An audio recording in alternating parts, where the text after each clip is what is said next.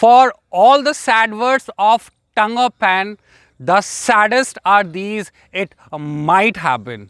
जय हिंद।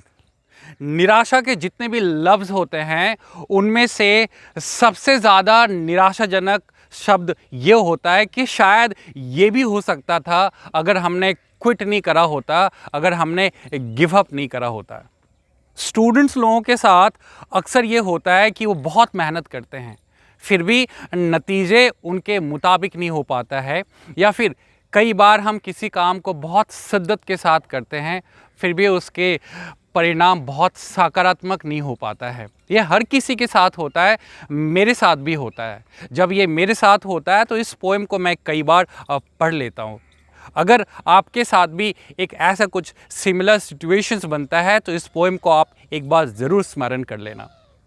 इस पोएम की शुरुआत मैंने इस पोएम की अंतिम पंक्तियों के साथ करा है, क्योंकि कई बार ऐसा होता है किसी एक अच्छी चीज़ की महान शुरुआत उसके अंत में छिपा होता है। तो इस पोएम की अंतिम पंक्तियां मैं एक बार दोबारा पढ़ता हूं और फिर पूरी पोएम आपके साथ साझा करने की कोशिश करूंगा। तो लास्ट की पंक्तियां कुछ ऐसा है। For all the sad words of tongue or pen, the saddest are these it might have been. Now, the first stanza.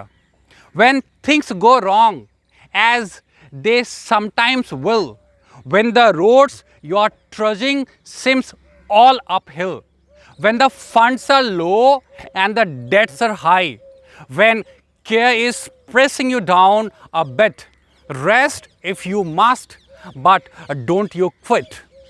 Second stanza कुछ इस प्रकार है। Life is square with its twist and turns as every one of us sometimes learns. Many a failure comes about when he might have won had he stuck it out.